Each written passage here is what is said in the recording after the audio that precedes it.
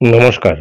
আজকে পশ্চিম Medinipur district primary school কাউন্সিলের পক্ষ থেকে সমস্ত প্রাথমিক বিদ্যালয়গুলির শিক্ষক শিক্ষিকাদের জন্য একটি গুরুত্বপূর্ণ বিজ্ঞপ্তি জারি করলো এবং এই বিজ্ঞপ্তিতে মূলত যেটা বলা হয়েছে তাতে কিন্তু পশ্চিম মেদিনীপুর জেলার প্রাথমিক বিদ্যালয়গুলির শিক্ষক শিক্ষিকাদের কপালে একটা চিন্তার ভাঁজ আসতেই পারে। তো আমরা দেখে নেব বিজ্ঞপ্তিতে মূলত কি বলা আছে। স্ক্রিনে দেখতে পাচ্ছেন মেমো নম্বর 335 ডেটেড 27/1/2025 দেওয়া হয়েছে দি চেয়ারম্যান পশ্চিম মেদিনীপুর ডিস্ট্রিক্ট প্রাইমারি স্কুল কাউন্সিলের পক্ষ থেকে এবং পশ্চিম মেদিনীপুর জেলার সমস্ত এসআই যারা রয়েছেন, সাব ইন্সপেক্টর অফ স্কুল যারা রয়েছেন তাদের উদ্দেশ্যে রেফারেন্স নম্বর এখানে দুটো দিয়ে দেওয়া হয়েছে।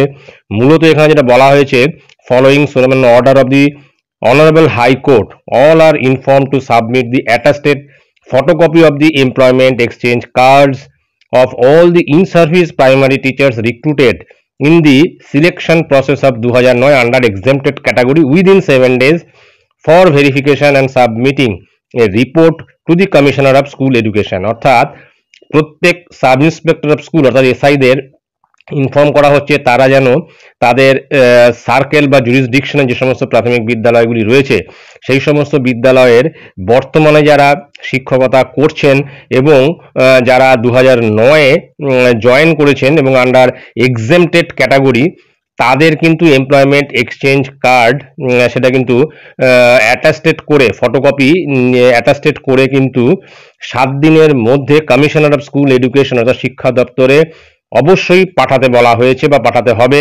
তারপরে যে সিগনেচার আছে চেয়ারম্যান পশ্চিম Medinipur district primary school council. অর্থাৎ 2009-এ যাদের সিলেকশন হয়েছে অর্থাৎ বাম আমলে যে বলা যেতে পারে, সেই সময়ের যারা এক্সেমটেড ক্যাটাগরি ছিলেন তাদের কিন্তু এমপ্লয়মেন্ট এক্সচেঞ্জ কার্ড তার ফটোকপি কিন্তু অবশ্যই জেরক্স করার পর সেটা অ্যাটাস্টেড করে স্কুল এডুকেশন ডিপার্টমেন্ট অর্থাৎ কমিশনার অফ স্কুল এডুকেশন সেখানে কিন্তু অবশ্যই পাঠাতে বলা হয়েছে।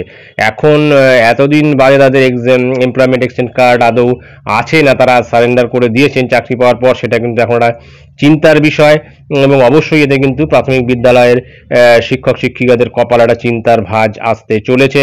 তো যাই হোক, এটাই ছিল গুরুত্বপূর্ণ আপডেট যা আমি আপনাদের সঙ্গে শেয়ার করলাম। ধন্যবাদ।